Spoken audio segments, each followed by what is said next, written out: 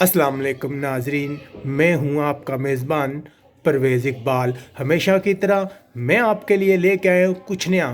आज के इस वीडियो में मैं आपको बताऊंगा कि आप जापान जाकर कैसे आसानी से काम कर सकते हैं। लेकिन इससे पहले कि मैं अपने वीडियो का आगाज़ करूं, हमेशा की तरह मैं आप तमाम दोस्तों से यही दरख्वास्त करूंगा कि हमारे वीडियो को ज़्यादा से ज़्यादा लाइक करें ताकि बर वक्त आपको इन्फॉर्मेशन पहुंच सके। इसके अलावा इसको ज़्यादा से ज़्यादा लोगों के साथ शेयर करें ताकि दूसरे लोग भी इस इन्फॉर्मेशन से मुस्तफ़ीद हो सकें। तो हम आपको बता रहे हैं कि पाकिस्तान और जापान के दरमियान अफरादी क़ुव्वत से मतलब MOU साइन हो गया। एक माहिदा है नाजरीन। अगर आसान ज़बान में कहें तो जापान ने पाकिस्तानियों के लिए मुलाजमतों के दरवाज़े खोल दिए हैं।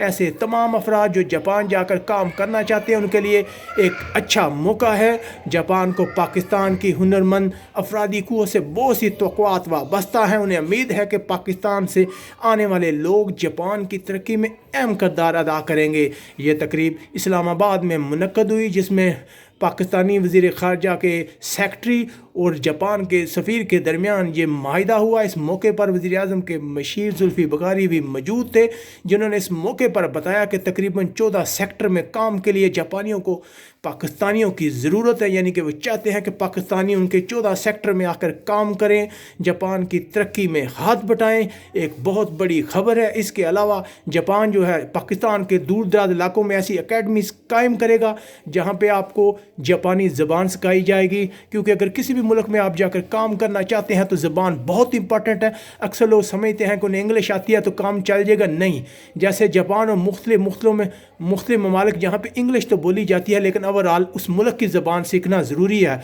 वैसे भी मेरा आप तमाम दोस्तों से यही मशवरा है कि चाहे आप जिस भी मुल्क में जाना चाहते हैं पहले उसकी ज़बान ज़रूर सीखें। तो हम आपको बता रहे हैं जापान के मतलब। इसके अलावा जापान जाने वाले अफराद के लिए हुनरमंद वीज़ा कैटेगरी मुतारफ़ करा दी गई है।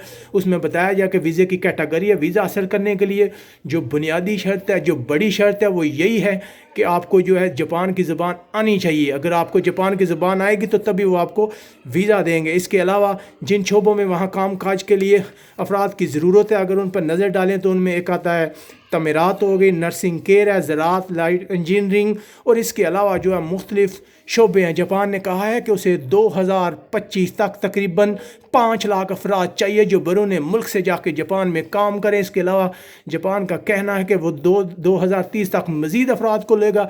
यानी कि ऐसे तमाम अफराद, ऐसे तमाम हुनरमंद अफराद पाकिस्तान में जो है उनके लिए एक अच्छी खबर है। ये कोई अफवाह नहीं है बल्कि एक एग्रीमेंट है जो जापानी गवर्नमेंट हुकूमत के साथ हो चुका है। अगर आप दोस्त वहाँ जाकर काम करना चाहते हैं तो आप वहाँ जाकर काम कर सकते हैं। किसी किस्म की कोई परेशानी नहीं है। उनकी बुनियादी शर्त यही है कि आपको लैंग्वेज आनी चाहिए, आपको लैंग्वेज पर अबूर हासिल होना चाहिए। जैसे ही आप लैंग्वेज सीख लेते हैं वो आपको वीज़ा दे देंगे।